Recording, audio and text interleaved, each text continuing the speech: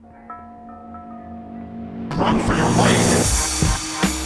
Your life, born by my ancient hand this day. Catacomb Cult Podcast. Catacomb Cult Podcast. Welcome everybody to the Catacomb Cult Podcast. It's been such a long time. I feel so bad. I miss you. I miss you all so much. All my little cultivists, I miss you so much. I am your host, Javin Romero. This is the Catacomb Cult Podcast, and it's been a very long time, and I have so much to tell you. Maybe not on this particular podcast. This is just going to be a little update on the channel and where I'm going to go from here. And as you know, a lot of you may know that I embarked on Vanlife. I've been threatening it for years, and I finally did it with the help of some friends. Shout out my homie Shan. And yeah, I finally did it. And there's a whole bunch of reasons why I'm here, why I haven't been posting as much at all, really. It's been like 4 months, I think, and I'm sorry about that, but I'll get it all into that in further episodes. I have so much footage, so much stuff I need to edit, but here's a little breakdown. Literally a week before I was supposed to embark on this brand new journey, I got a new job on top of all my other jobs. And it's been a very demanding job, and it's kind of like where I need to be Johnny on the spot, where I needed internet, and that was the hardest part. I don't want to get into the weeds of van life because I want to talk about that in great detail. It was crazy, but I say that to say this: I'm in Venice Beach now. This is just a little update for everybody. I'm in Venice Beach now. There we go. That's the correct sound effect, because man, no disrespect to my West LA people, but I haven't lived in LA proper. You know, I've lived in Long Beach, which is LA County, but I haven't been in LA proper like when I lived in Hollywood. When I first moved to LA, I lived in Hollywood for like 6-7 years. I can't even remember. And I haven't lived up here since then, and I forgot just what a beast LA is. Just how many people it is, you know, because I would come up here for work for a day and shit and be like, oh yeah, it's crazy. But when you live here, you forget. Like that would just be like visits. You're like, oh shit, crazy LA, you know. But then once you live here and you're just inundated, it's just people upon people. And I witnessed some horrific shit. Anyway, I'll get into that on a further longer podcast. But yeah, I'm not feeling Venice, and I'm about to break my lease and get the fuck back to Long Beach. Venice makes Long Beach look like a sleepy town, man, which I like. You can drive around at 5 o'clock, you know what I mean? LA is just, it's fucking bananas. But anyway, I have so much footage of van life that I want to share with you, little shorts too, and little projects I'm working on. And I just haven't, you know, this new job is very demanding, and I edit all day long. So the last thing I want to do when I'm finished with my actual work, with my, 9 to 5, is want to sit and edit more, because my ass hurts, literally. My fucking tailbone is like, it's going to kill me. I think I'm going to get like some kind of back problem later. And I need a standing desk. That's what I need. But yeah, the last thing I want to do is edit. I just need to make time and do it. I'm sorry to give you excuses, but van life was so fun and so difficult, but in a fun way. And yeah, I want to get into the weeds about van life, and I want to make the vlogs and then make a companion podcast with those vlogs and just show clips. You know what I mean? And yeah, I got a bunch of plans. And the podcast, I got guests lined up, actually. And I'm going to do it more structured, too, even my solo ones. More structure. That's what I need. More structure in life. I think that'll be good. I think with more structure in the editing process, I'll get that structure down, and it will become more structured and more machine-like and pump these motherfuckers out with passion, though, by the way. We ain't gonna be fucking McDonald's over here. Yeah, and also like career-wise, a lot of shit's been happening. I got a fire lit under my ass. I edited these documentaries for Foos Gone Wild. If you don't know Foos Gone Wild, you better check them out. And Estevan Oriol. And I edited these documentaries. I finally got an IMDb credit. For those who don't know, IMDb, you can't just like go make your own profile, and it's not a Facebook page, you know, like you have to be accredited in something. So that's pretty cool.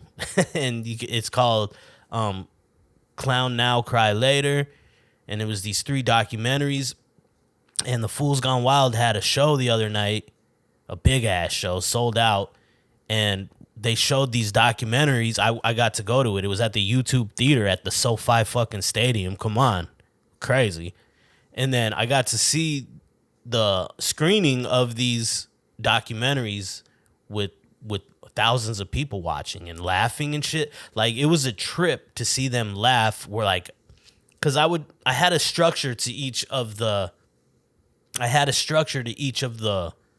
documentaries. Each documentary is like 8 minutes long, and I had a structure to each one. I wanted to like start off with something kind of funny, get into like who they are, what they do, something kind of funny to break the tension, get into some sad shit, you know, and then maybe a little funny thing, not like crazy, silly, wacky, or like hardcore, you know, like an action sequence, and then end on like an inspirational note. That was like my structure going into it. And it was just so amazing because I've never seen like something that I've worked on be seen in front of people. Like, you just share shit, you know what I mean? Like, you don't see like reactions in real time. And it like really fucked me up. Like, I had to choke them back. I had to choke back these tears. All these fools around me, man. I can't be bawling out in front of them. But yeah, I had to choke back. Like, damn, dude, this is what I want to do. This is why I'm in LA. This is what I went to college for. I want to like make movies and make film and make art that affects people, you know? And shout out to Mario and Renee and Esteban and everybody for letting me be a part of it, you know?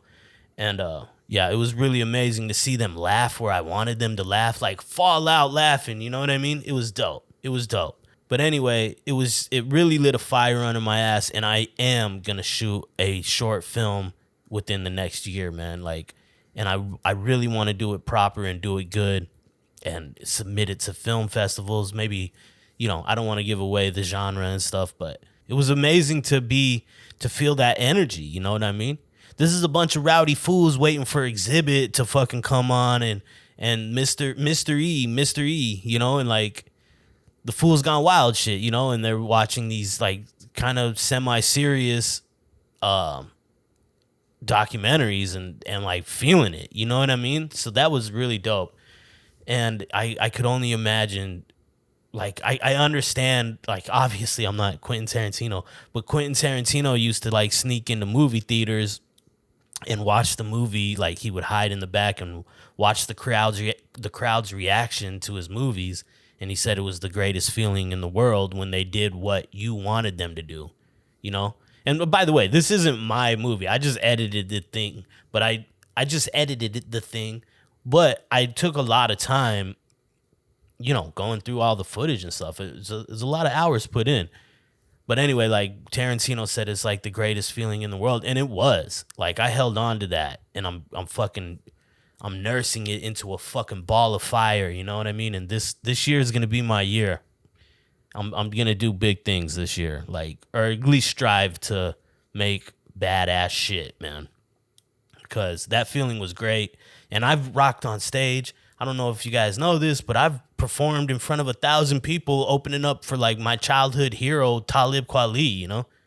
And even that feeling was nothing like this. Like, I don't know. I can't even explain it. Maybe it's because I'm older and I can appreciate that kind of shit more, but it was wild. Anyway, you know, we're still going to have fun because I love doing this. This is like the shit I love to do. Even if nobody watches, it's fun, like making a podcast, making a vlog, going fishing, all that. That's another thing with Venice and fishing, man. You got to go out at like 4 in the morning if you want a spot on the beach to surf fish. Then it's just, I don't know what I was thinking. It's, here's what it was. When I moved to LA, I was a young man, Jesus Christ. I moved to Hollywood and I loved it. I was like by the Comedy Store and the Laugh Factory and all that. For people that don't know, those are comedy clubs. They're not actually comedy stores and laugh factories. But yeah, and then I was by Meltdown Comics and stuff. And I loved LA. It was cool. It was like I was exploring a new city. And me and my girlfriend would come to Venice Beach every week, like at least once a week during the summer to go swimming. And it is a great place to visit. Walk the boardwalk. You see the freaks, literally the freak show. I think they closed that down because I walked it the other day and I didn't see it. And I was also in my 20s. I was used to the LA traffic because Hollywood's just as crazy as Venice. Then I moved to Long Beach and I've been there for like 3 years, almost 4 years. And I had been there for like 4 years. And I think it was just a lot slower, a lot mellower. I mean, there's crazies in Long Beach and shit, and there's some gangster shit going on for sure. Don't get me wrong. But it's not fucking a billion people. It's not a million things going on. There's not ghetto birds every 2 seconds. There's not fucking planes and homeless people screaming and, just everything, man. It's chaotic as fuck here. Long Beach can be chaotic, but in general is pretty chill. It's a lot more chill, like a lot more chill.